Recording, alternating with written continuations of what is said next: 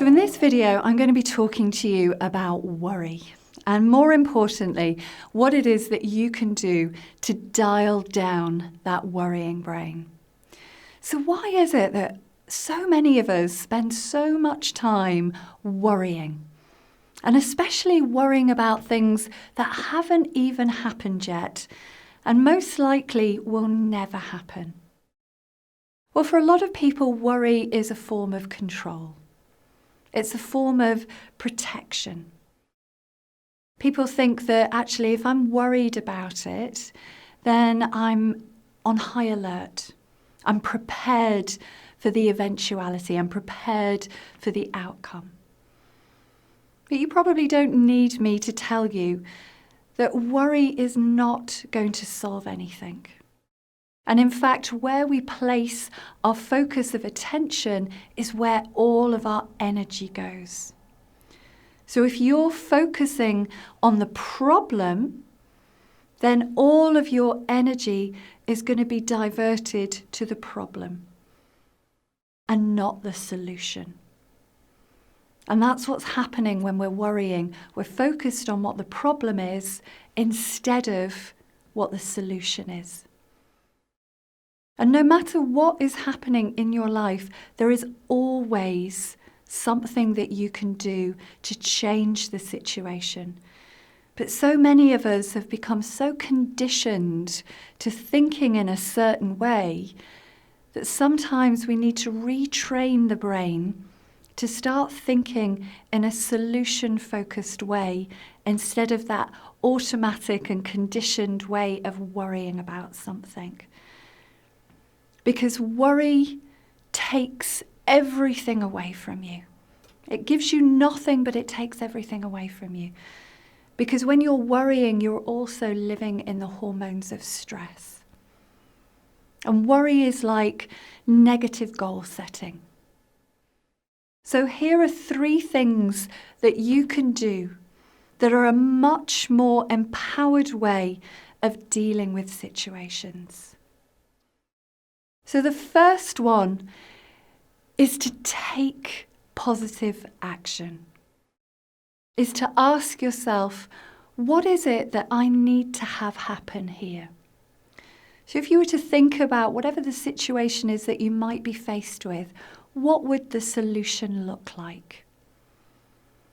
Like Aladdin and the lamp.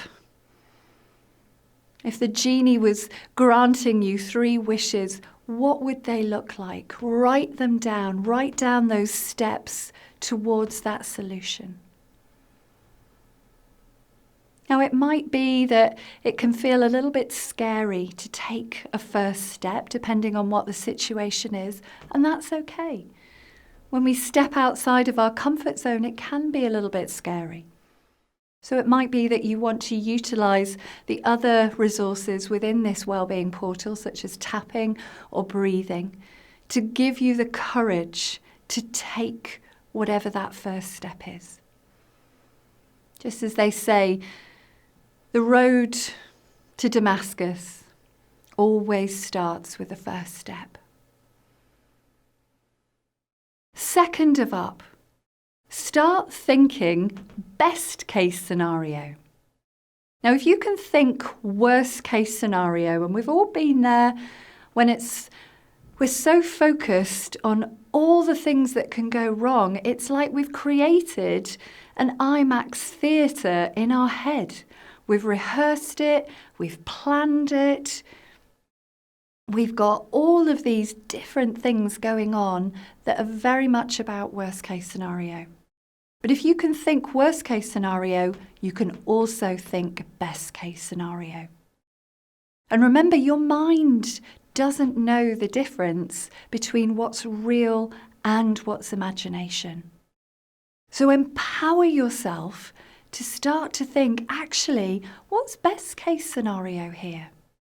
And the more that you practice that, the more that your thoughts, your emotional responses, and your behaviours are going to line up with that.